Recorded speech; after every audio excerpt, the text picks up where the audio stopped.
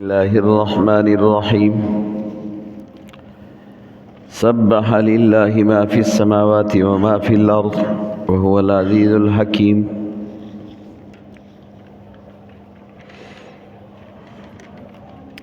سورہ حشر مدنی سورت ترتیب قرآنی میں 59ویں نمبر پر ہے۔ نزول کے اعتبار سے یہ سورت پورے 100 نمبر پر نازل ہوا۔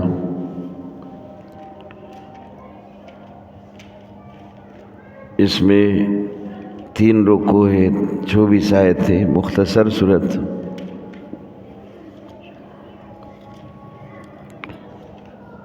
اور ہم نے کہا تھا کہ 5 صورتیں جو سبح سے، سبح یسبح سے شروع ہوتے،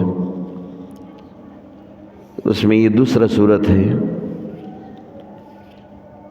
جو سبح سے، ایک صورت پہلے پڑھا، ایک صورت یہ ہے۔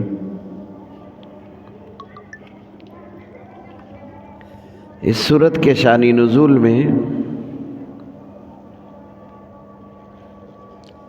ایک واقعہ ہے۔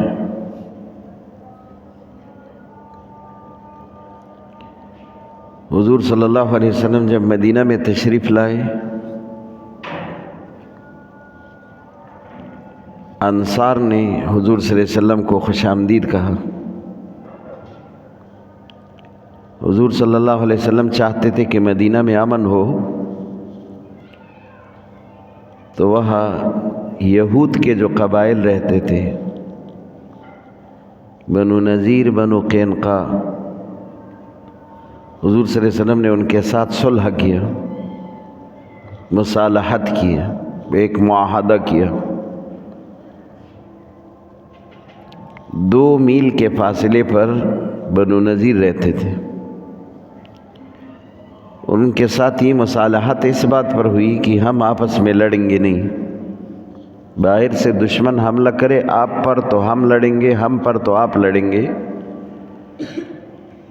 دیت ہو تو سب ادا کریں گے، لیکن ہم نہیں لڑیں گے۔ ان لوگوں نے صلح توڑا۔ کئی موقعوں پر رسول اللہ صلی اللہ علیہ وسلم کو اس کی خبر ہوئی،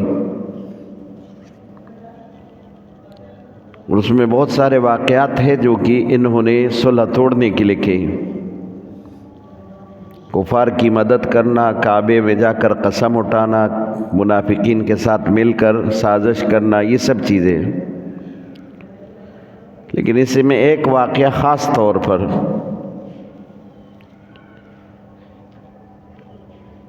ایک آدمی نے 2 قتل کیے تھے، اور وہ مسلمانوں کے قبیلے میں سے تھا، تو دیت خون بہا جس کو کہتے ہیں، حضور نے کہا سب سے جمع کرو، کیونکہ یہ ہمارے معاہدے میں ہمارے ساتھ ہیں، ان سے بھی جمع کرو۔ تو حضور صلی اللہ علیہ وسلم خود تشریف لے گئے بنو نذیر میں کہ آپ بھی اپنا دیت ہمیں دے دو تاکہ ہم دیت دے دیں، خون بہا دے دیں۔ بنو نذیر نے کہا کہ یہ تو حضور صلی اللہ علیہ وسلم آئے، اپنے ساتھیوں کو کہا، اور بہترین موقع ہے، ان کو آج یہی پر قتل کر دیتے اور یہ بات ختم ہو جائے گی، جو ہر وقت ہمارے سروں پر تلوار کی طرح لٹکی ہوئی ہے۔ انہوں نے حضور کو ایک دیوار کے ساتھ بٹھایا، اور ایک آدمی اس کو خجاش کو مقرر کیا کہ تم جا کے اوپر سے ایک بڑے پتھر پھینکو، اور اس سے حضور صلی اللہ علیہ وسلم نعوذ باللہ قتل ہو جائیں گے۔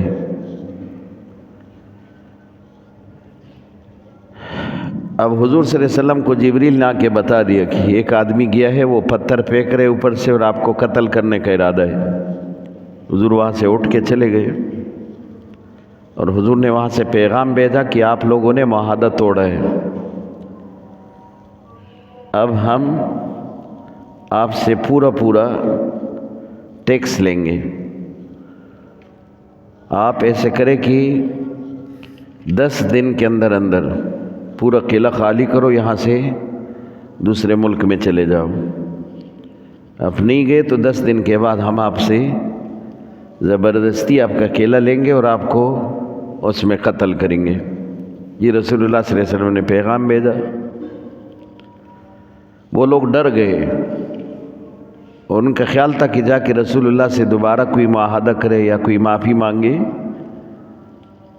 منافقین کا سربراہ عبداللہ ابن ابی یہ ان کے پاس گیا اور ان کو کہا کہ میرے پاس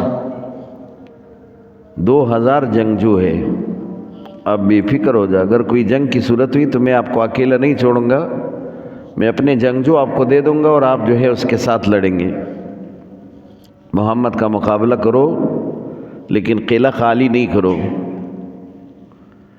تو یہ لوگ ڈٹ گئے، انہوں نے جواب دیا کہ رسول اللہ کو کہ آپ اپنی طاقت کو استعمال کرو، ہم ڈرنے والے نہیں اور نہ نکلنے والے اپنے قلعے سے، یہاں سے جائیں گے نہیں۔ ٹھیک 10 دن بعد رسول اللہ نے محاصرہ کیا، اپنے صحابہ کو بھیجا۔ صحابہ نے پہلے کھجور کے درخت کاٹ دیے، یہ تو قلعے کے اندر بند ہو گئے تھے، ان کے کھجور کو آگ لگائی۔ پھر صحابہ کا آپس میں بڑا اختلاف ہو گیا، ایک جماعت نے کہا کہ جلاؤ، دوسرے نے کہا نہیں جلاؤ، کھجور کو نہیں کاٹو۔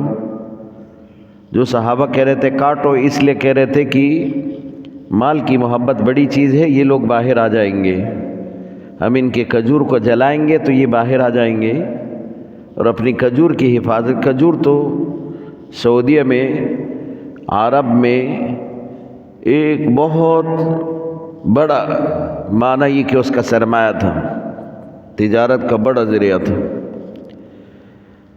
کہنے لگے کہ یہ کھجور کے لیے باہر آئیں گے تو ہم اس کو قتل کریں گے، اور جو صحابہ کہتے کہ نہیں جلاؤ، وہ یہ کہہ رہے تھے کہ اب ضرور ہم فتح حاصل کریں گے، بنو نذیر کو یہاں سے بگائیں گے تو یہ باغات تو ہمارے ہیں، یہ مالی تجارت میں ویسے بھی ہمیں ملیں گے، تو اپنے باغ کو کیوں جلائے۔ ان کی بات بھی درست تھی۔ بہرحال بنو نذیر کو وہاں سے حضور صلی اللہ علیہ وسلم کے حکم پر وہاں سے بے دخل کر دیا، اور پھر جو ہے اسی طرح یہ قلعہ فتح ہوا اور مسلمان کامیاب ہو گئے۔